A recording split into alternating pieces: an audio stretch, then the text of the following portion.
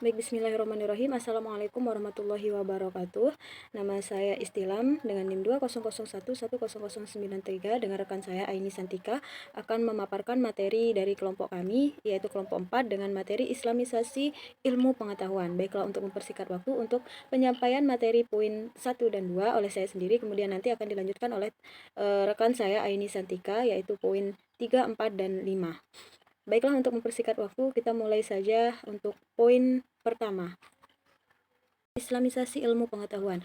Jadi Islamisasi ilmu pengetahuan ini sudah ada semenjak tahun 70-an. Nah, jadi di mana gagasan Islamisasi ilmu pengetahuan muncul sebagai respon atas dikotomi antara ilmu agama dan sains yang dimasukkan barat sekuler dan budaya masyarakat modern ke dunia Islam. Jadi kemajuan yang dicapai sains modern telah membawa pengaruh yang menakjubkan, namun di sisi lain juga membawa dampak yang negatif karena sains modern barat kering nilai terpisah dari agama gitu.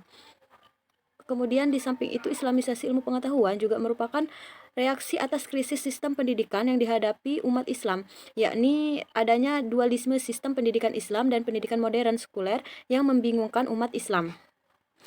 Nah, gagasan awal Islamisasi ilmu pengetahuan muncul saat konferensi dunia pertama tentang pendidikan muslim di Mekah pada tahun 1977 yang diprakarsi oleh King Abdul Aziz University. Ide Islamisasi ilmu pengetahuan dilontarkan oleh Ismail Raji Al-Faruqi dan Muhammad Naqib Al-Atas. Nah, bagi Al-Faruqi, pendekatan yang dipakai adalah dengan jalan menuang kembali seluruh hazanah sains barat dalam kerangka Islam, yaitu penulisan kembali buku-buku teks dan berbagai disiplin ilmu dengan wawasan ajaran Islam. Sedangkan menurut Al-Atas adalah dengan jalan pertama-tama sains barat harus dibersihkan dulu dari unsur-unsur yang bertentangan dengan ajaran Islam. Kemudian merumuskan dan memadukan unsur Islam yang esensial dan konsep-konsep kunci sehingga menghasilkan komposisi yang merangkum pengetahuan inti. NARS mengajukan agar semua aktivitas keilmuan harus tunduk kepada norma agama dan hukum-hukum suci Islam. Tetapi NARS tidak merinci langkah selanjutnya Islamisasi sains. Ia cenderung menggambarkan prinsip umum dari bangunan sains, yaitu agar tidak terpisah dari muatan nilai agama. Nah, sedangkan menurut Faisal, sains yang Islami harus meliputi iman, kebaikan, dan keadilan manusia, baik sebagai individu dan sosial. Artinya, sains yang berdasarkan keimanan dengan tujuan kemaslahatan manusia. Kemudian lanjut untuk materi kedua, yaitu tinjauan historis Islamisasi pengetahuan. Nah, salah satu alasan yang mendasar mengenai gagasan tentang Islamisasi ilmu pengetahuan dikarenakan tidak adanya landasan pengetahuan yang bersifat netral, sehingga ilmu pun tidak dapat berdiri bebas nilai. Kemudian pengetahuan dan ilmu yang ada di dunia ini termasuk dalam dunia Islam telah diwarnai corak budaya dan peradaban barat, seakan ilmu pengetahuan bersumber dari otak-otak orang barat. Kemudian Al-Attas, salah seorang cendekiawan muslim, mengatakan bahwa pengetahuan barat telah membawa pada keadaan yang anomi dan skeptis. Peradaban barat melihat keadaan anomi dan skeptis ini sebagai suatu sarana epistemologis yang utama dalam menemukan sebuah kebenaran. Kemudian menurut Al-Attas sendiri, dualisme tidak mungkin diselaraskan karena terbentuk dari ide-ide, nilai-nilai, kebudayaan, keyakinan, filsafat, agama, doktrin, dan teologi yang bertentangan. Salah seorang tokoh yang juga menjadi penggagas konsep Islamisasi pengetahuan sosial, Ismail Raji Al-Faruqi, yang mengatakan bahwa umat Islam saat ini berada dalam keadaan yang lemah. Kaum muslimin dianggapnya berada dalam kondisi degradasi baik dalam ilmu pengetahuan maupun lainnya. Dengan kondisi yang demikian ini menyebabkan kebodohan di kalangan kaum muslimin itu sendiri. Di kalangan kaum muslimin berkembang buta huruf, kebodohan, dan tahayul. Akibatnya umat Islam lari kepada keyakinan yang buta, bersandar kepada literalisme dan legalisme, atau menyerahkan diri kepada pemimpin-pemimpin atau tokoh-tokoh mereka, meninggalkan dinamika ijtihad sebagai suatu sumber kreativitas yang semestinya dipertahankan. Zaman kemunduran umat Islam dalam berbagai bidang kehidupan telah menempatkan umat Islam berada di anak tangga bangsa-bangsa terbawah. Banyak generasi muda muslim yang berpendidikan barat bahkan telah memperkuat westernisasi dan sekularisasi di lingkungan perguruan tinggi. Walaupun dalam aspek-aspek tertentu, kemajuan barat ikut memberi andil positif bagi umat. Namun, Ismail Raji Al-Faruqi mengatakan bahwa kemajuan yang dicapai umat Islam bukan sebagai kemajuan yang dikehendaki oleh ajaran agamanya. Kemajuan yang dicapai hanya merupakan kemajuan semu yang sifatnya masih ambigu. Karena di satu sisi, umat Islam telah banyak mengadopsi hasil dari peradaban barat. Akan tetapi, di sisi lain, kaum muslim juga kehilangan pijakan yang bersumber pada pedoman hidup kaum muslimin, yakni kesabaran nilai-nilai moral agama. Berangkat dari hal tersebut, Ismail Raji Al-Faruqi berpikir bahwa salah satu cara dalam menghilangkan dualisme tersebut dengan cara mengislamisasikan pengetahuan-pengetahuan atau dengan melakukan sebuah akulturasi sebuah pengetahuan-pengetahuan sehingga apa yang dikonsepsikan bahwa ilmu pengetahuan bersifat kebaratan dan mengandung dualisme tersebut bisa dilebur dengan ajaran tauhid dan beberapa normatif dalam agama Islam. Nah, jika melihat kedua alasan atau latar belakang perlunya islamisasi menurut kedua tokoh ini, maka akan terlihat adanya kesamaan pemikiran, yaitu bahwa peradaban yang dibawa oleh barat adalah peradaban yang menjunjung tinggi nilai dikotomis, dan nilai-nilai ini tentunya bertentangan dengan nilai yang ada dalam Islam, yaitu tauhid. Hanya saja perbedaan kedua tokoh tersebut terlihat dalam segi latar belakang tentang perlunya diadakan sebuah islamisasi. Al-Atas lebih melihat dan menganalisis permasalahan yang muncul di dunia Islam sekarang ini adalah pengetahuan eksternal yang datang dari barat, sedangkan Al-Faruqi melihatnya dari masalah internal itu sendiri. Sekian penjelasan dari saya. Untuk penjelasan materi berikutnya akan disampaikan oleh rekan saya Aini Santika. Perkenalkan, nama saya Aini Santika dengan NIM 2110094. Di sini saya akan meneruskan penjelasan materi dari saudari Istilam, yaitu poin C, D, dan E. Di sini ada di poin C, yaitu berkaitan dengan konsep islamisasi ilmu pengetahuan. Adapun konsep islamisasi ilmu pengetahuan ternyata menimbulkan yang namanya pro dan kontra atau setuju dan tidak setujunya ya.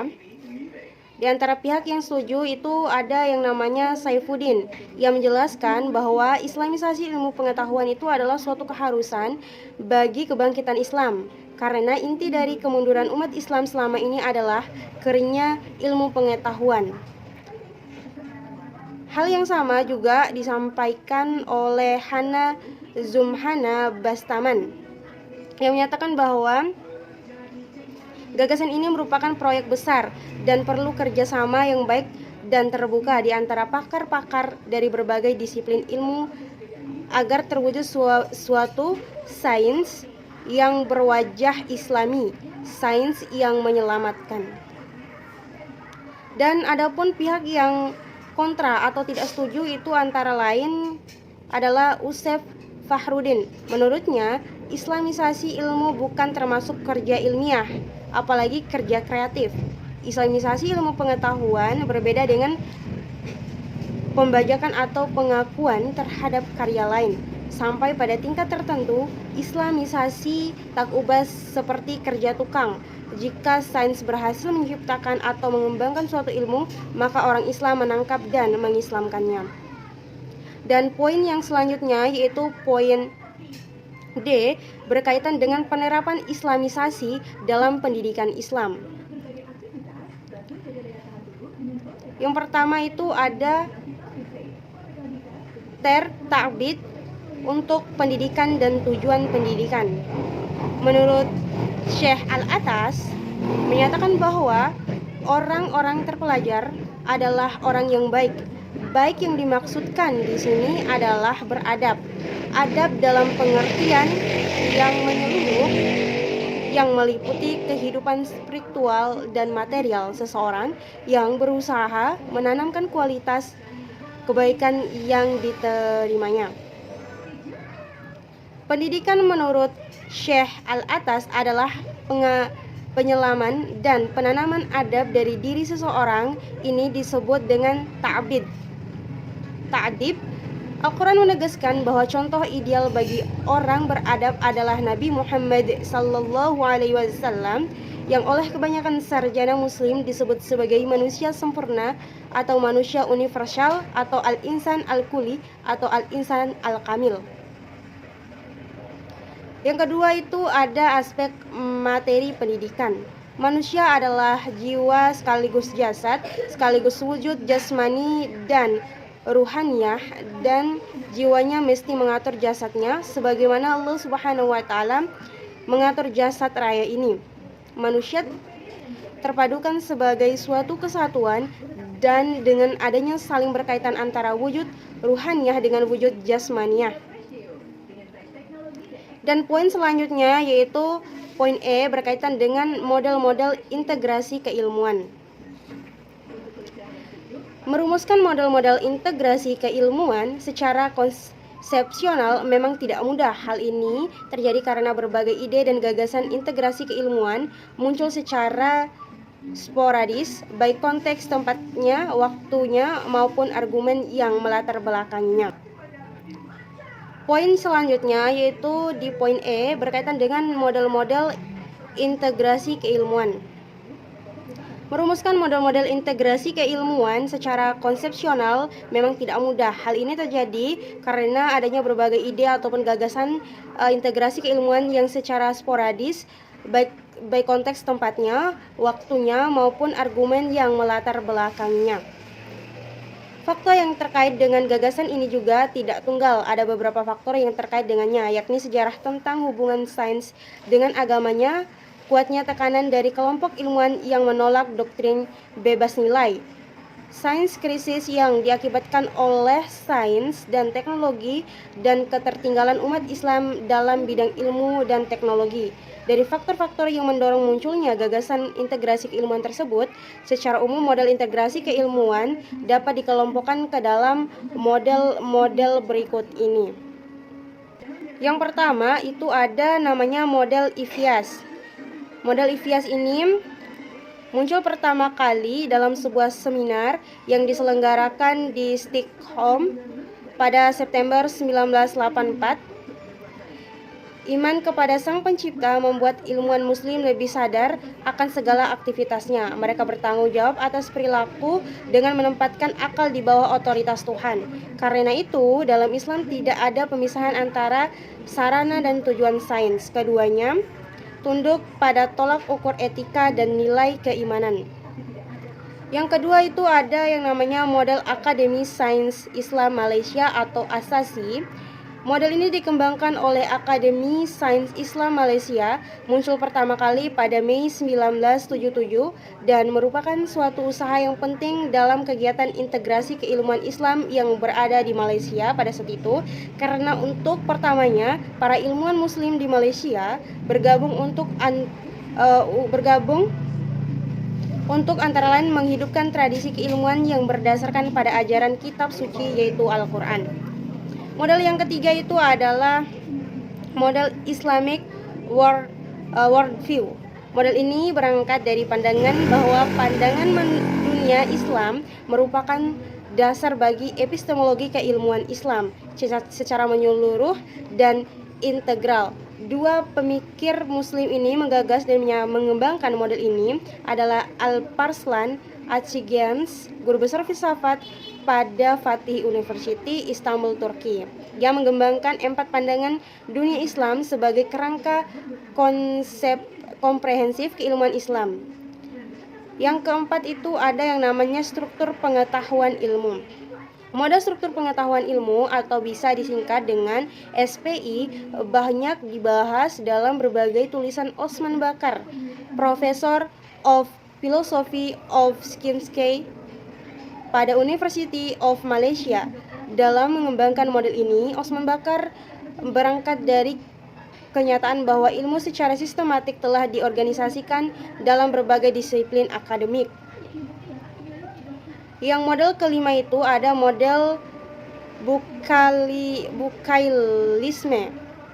Model ini menggunakan nama salah seorang ahli medis Prancis yang bernama Maurice, yang pernah menggegerkan Islam ketika menulis suatu buku yang berjudul La Bible, le Coran et le Skinke, yang juga telah diterjemahkan ke dalam bahasa Indonesia. Model ini bertujuan mencari kesesuaian penemuan ilmiah dengan ayat Al-Quran. Model ini banyak mendapat kritik lantaran penemuan ilmiah tidak dapat dijamin tidak akan mengalami perubahan di masa depan. Menganggap Al-Quran sesuatu dengan yang masih bisa berubah berarti menganggap Al-Quran juga bisa berubah.